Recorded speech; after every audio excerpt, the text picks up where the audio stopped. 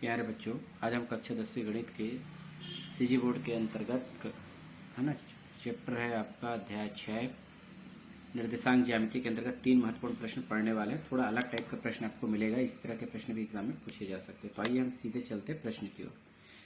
देखिए, बिंदु के 3 और 8 7 दी गई है और प्रवणता का मान 1 है, तो के का मान ज्ञात करना है ना। प्रवणता का मान दी गई है तो यहाँ पर आप लिखेंगे क्या क्या दी गई है, ठीक है ना। इसे ए बिंदु मानिएगा, एक है ना x1 y के रूप में लिखते हैं और ये k और 3।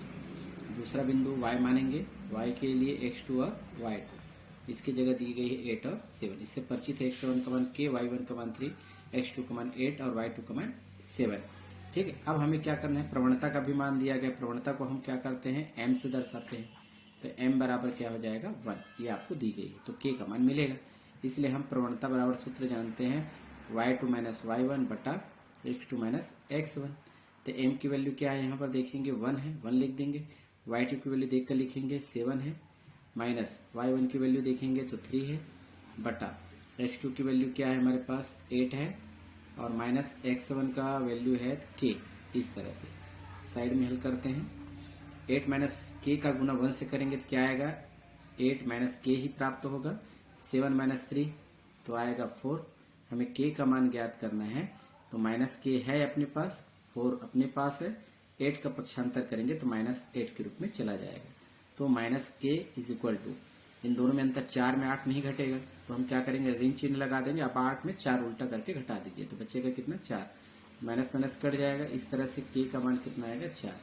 यही आपका आंसर होगा। इस तरह से k का मान ज्ञात कर सकते हैं। दूसरा प्रश्न देखेंगे, ये भी महत्वपूर्ण है, 2 नंबर के लिए एग्जाम में पूछे जा सकते हैं।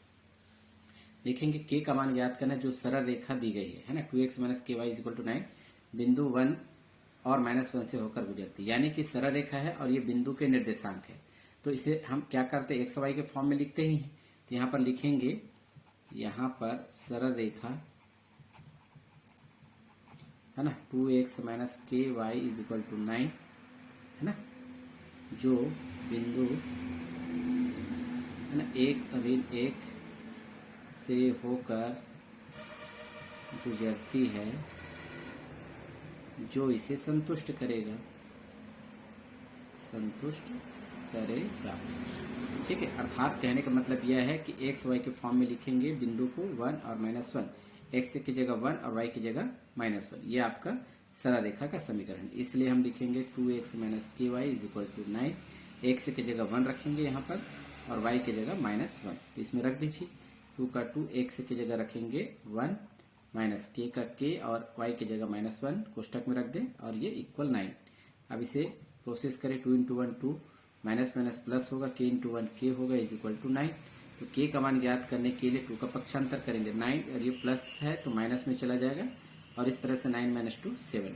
तो इस तरह से हम बता सकते हैं k इज इक्वल टू 7 इसका आंसर होगा। इस प्रकार से हम तीसरा प्रश्न देखते हैं कि y इज इक्वल टू दिया है 7x माइनस 5 की ढाल और y अक्ष से अंतःखंड है ना ज्ञात कीजिए। यानी ढाल को हम क्या बोलते हैं, m का मान ज्ञात करना है, और y अक्ष से अंतःखंड यानी c का मान ज्ञात करना है। ये आपको ध्यान में रहना चाहिए। तो यहाँ पर आप हल करेंगे तो लिखेंगे, दी गई है ना रेखा है, यानी रेखा का समीकरण है y is equal to 7x minus 5। ये तो सरल रेखा के जैसा ही दिखाई दे रहा है, हमें पता है सरल रेखा का समीकरण है ना, समीकरण आप जानते हैं, y is equal to mx plus c होता है। तो है ना, x का गुणांक m कहलाता है, तो यहाँ पर भी x का गुणांक क्या होगा 7। तो यही हमको ज्ञात करना है, m और c का मान। तो यहाँ पर लिख सकते हैं तुलना करने पर, ये पहला समीकरण और सरल रेखा का दूसरा। तो समीकरण पहला हुआ दूसरा से, पहला हुआ दूसरा से, तो से तुलना करने पर लिख दीजिएगा, तुलना करने पर। तो यहाँ पर m क्या कहलाता है, प्रवणता कहलाती है, जिसे हम ढाल भी कहते हैं, और इसकी जगह क्या आएगा 7, और c क्या है, अंतःखंड। तो यहाँ पर लिखेंगे अंतःखंड c बराबर, c की वैल्यू चिन्ह के साथ लिखेंगे तो -5 होगा। ये आपका आंसर होगा। इस तरह से हम आसानी से क्वेश्चन को बना सकते हैं। यदि वीडियो अच्छा लगे तो आप इसे लाइक शेयर जरूर करें, कमेंट अवश्य करें।